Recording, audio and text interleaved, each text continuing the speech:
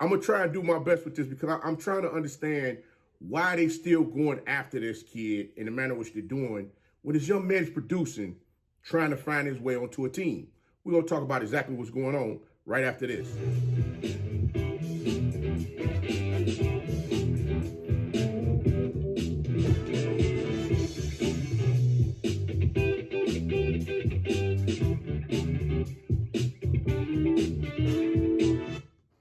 It's another episode of Blow the Whistle with your favorite coach, Coach Walker. If you're new to everything that's going on over here on this platform, make sure you tune in, tap in, tell a friend to like, share, subscribe. And you know what? Make sure y'all keep on coming back and tap in with your favorite coach. Now, I know a lot of you may be new, but I'm going to say this to you anyway.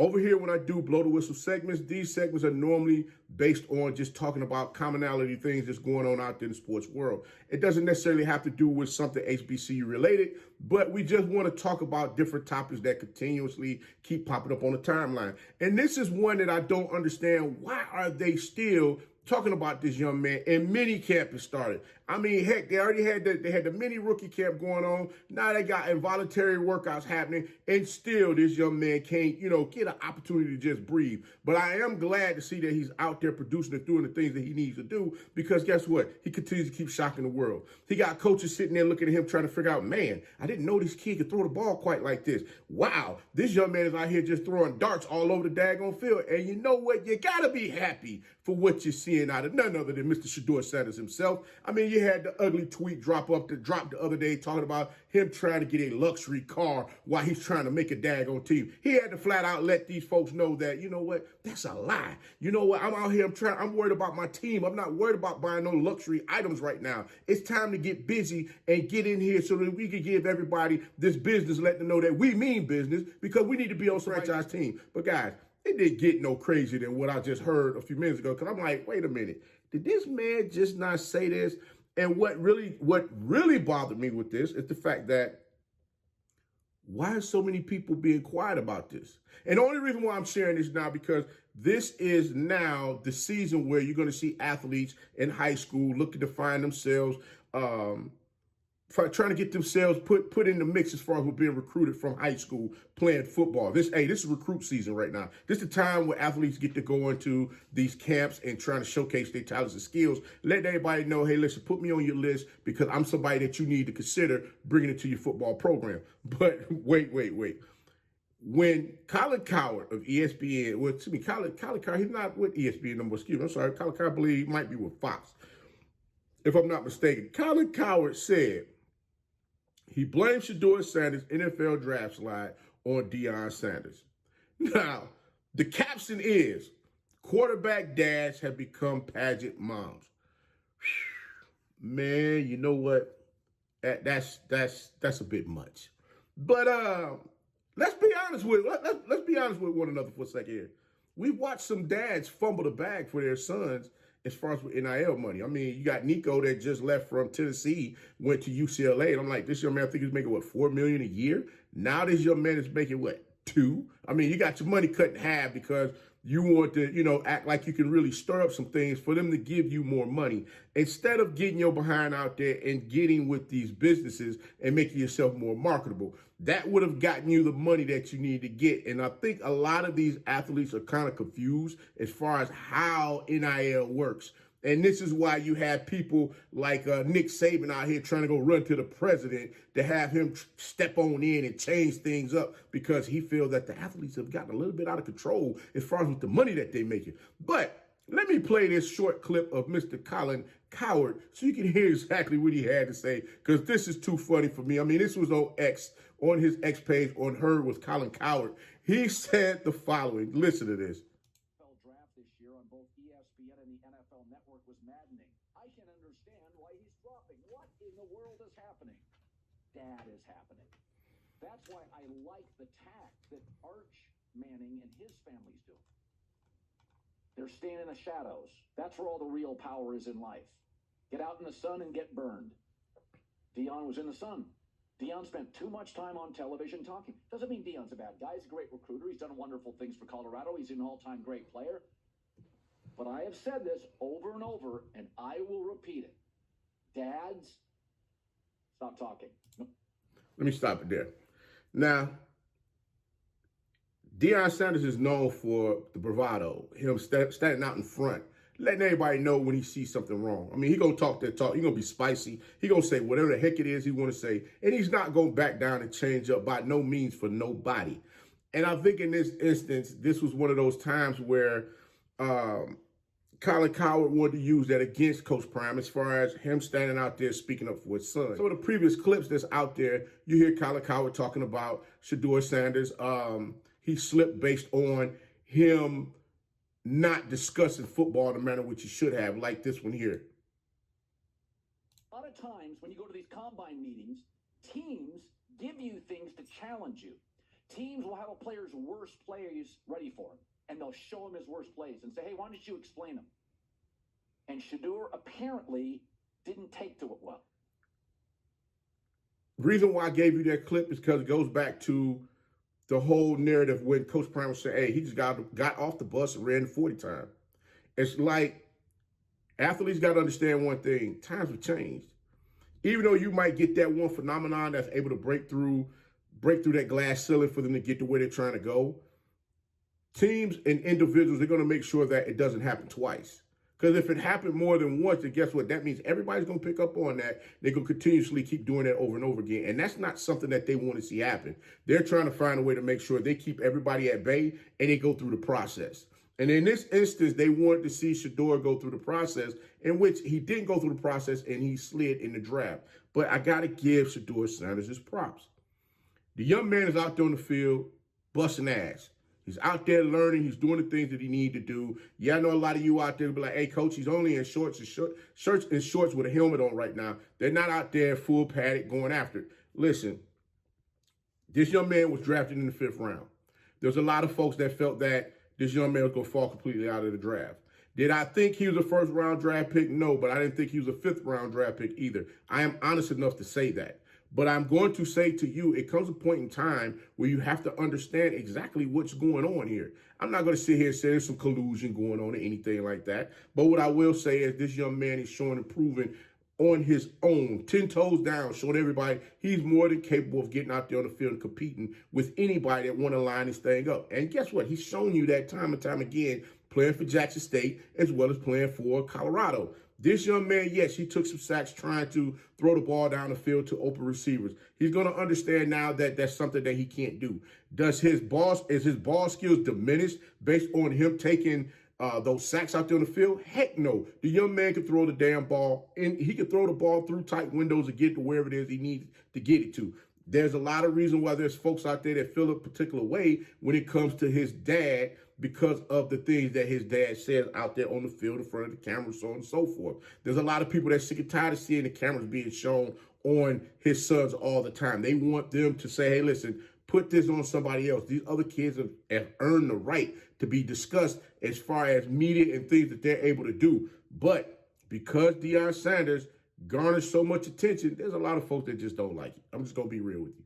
Shedeur Sanders, in my opinion, listening to Colin Cowherd, yes, what he said was true as far as dads being out there becoming the new pageant moms. It's not just Deion Sanders that did that. Like I stated before, you see Nico's dad did it. Hell, you might see Jimmy on the Block dad do it. I mean, hell, if y'all want to be real, which we can bring that all the way back down to the Little League. You got dads out here that want to sell their kids to the highest bidder, thinking that they're going to walk away with a bag. Why? Because they feel that their kid is that guy. But what happens when that athlete doesn't want to produce? We seen that with Nico. Nico said, hey, I don't want to do this over here no more with them. I want to go somewhere else. Now you got money that was invested that's now out the window. So how does the team recoup from that? What happens to the team once you built everything around that player for that player to be successful, decide they want to leave and move on? These are the things that happen. Now let me take it to the camp aspect, because we got football camps that's going on now, which you're going to see a lot of athletes out there trying to showcase their talent and do a whole bunch of talking and not understand what's really going on, because you need to have someone out there that's able to represent you. You need to have that person that's going to be not that yes man, but that man's going to tell you, excuse me, son, we're not going to do it that way. We're going to move things in a different direction for us to get to the final destination. And I think that's where the problem is, because you have so many dads that want to be the daggone, they want to be the Rich Paul. They want to be the person that can, move mountains and get things done because they're so accustomed to it, because they've done it for their child all their life. But one thing people got to understand is this. When it comes to this business, if you don't understand how the business moves and how it goes, your son is going to be on the outside looking in. That goes for the young ladies as well. And it's going to be hurtful. It's going to be hurtful. We're going to see more athletes that's going to get kicked in the teeth, and they're going to be sitting there looking like, God, dog, I had an opportunity to go here, but I can't go there now because, unfortunately, I can't say it, but yeah, mom, dad, they screwed it. We look at Jaden Daniels' mom. Jaden Daniels' mom, she's moving in the manner which she needs to move. She ain't out here clipping folks. She ain't doing a whole bunch of TV stuff. You might saw the little blow up with her on the screen where they showed Juju and Jaden sitting in the stands together. I mean, people still don't know. Are they related? Are they not related? I mean, all we're talking about is the fact that a mom sat in between a young lady and her son, making sure that whatever people thought was going to go on would go on. But she has made it known that, you know, hey, listen, I think the young man, he might have a girlfriend. I don't know. But the killing part about it is the mom is not trying to keep people away. The mom is just trying to make sure the right people are around. And that's what you need to have. That goes back to something I talked about in the previous show when I was talking about the OGs. When the OGs give these young folks advice, the young folks don't want the advice. They don't want to hear from the OGs because they feel, hey, this dude's old and crusty. They don't know what the hell they talking about. They just out here hating on what we got going on. I'm going to break this down for you one last time. For someone to show that they really give a damn and care, you might want to open your ears up a little bit and just listen.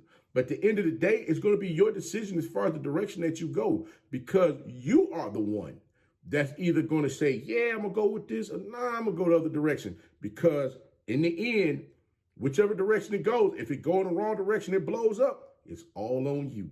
And you can't sit and say, hey, well, ain't nobody come tell me nothing and blah, blah, blah. Nah, I call that, when I call that back in the day, and if a couple of my cousins are watching this show, they'll tell you when I slap the table and say BS. And you know what the BS stand for, because guess what? We had this conversation. I tried to let you in on a little something to give you a little insight as far as the direction that this was headed.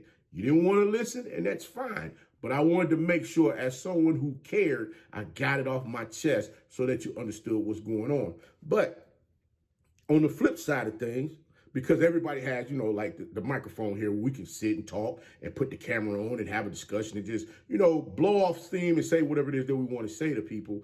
People have a tendency of saying, you know what, you're being a hater. Well, I'm going to be honest with you.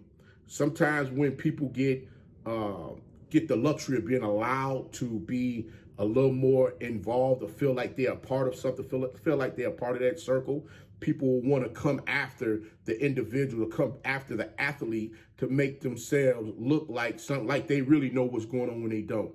Hey, you can say it about me if you want to, that's fine. I'm not hurt by it, but I'm just going to simply tell you this. Being the man that I am, I've gone through some things in life that I would never want to see another young man have to deal with and move through.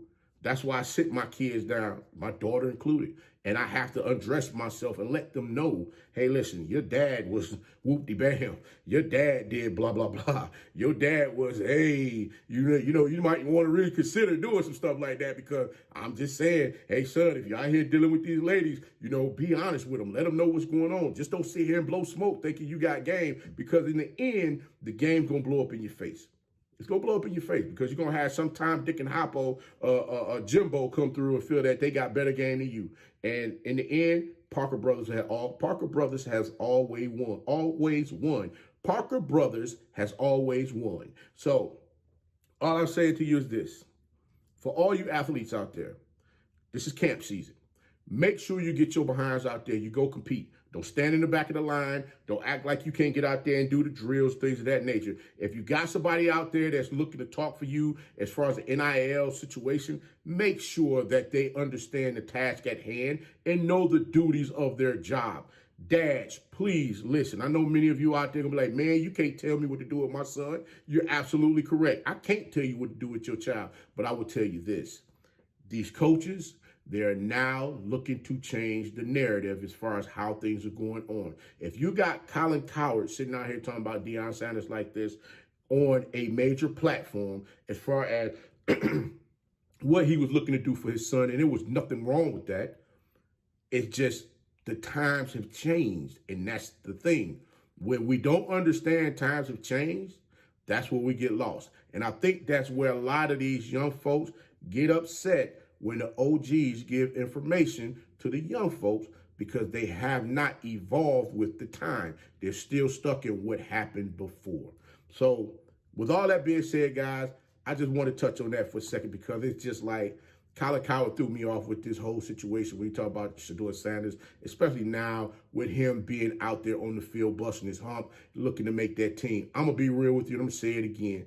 I truly believe Shedeur Sanders is going to make the Cleveland Browns football team. I truly believe that young man is going to be the starter on that football team because that daggone quarterback room is softer than butter. And I'm like, Kenny Pickett, you'd have been bounced around 3 teams. This is your 3rd team in, 5 years?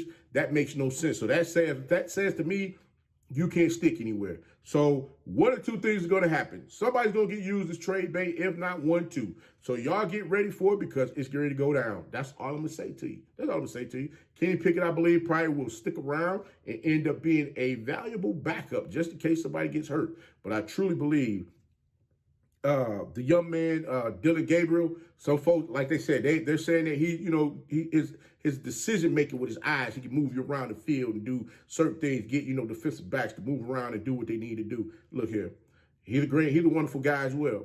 But I'm going to say right now, I believe Sanders is going to pull this thing out because I think this young man has something not only to prove to everyone, but to himself. But guys, Coach going to go ahead and get up on out this thing. And like I always tell y'all, be the one in lead. This is another episode of Blow the Whistle with your favorite coach, Coach Walker, and we out.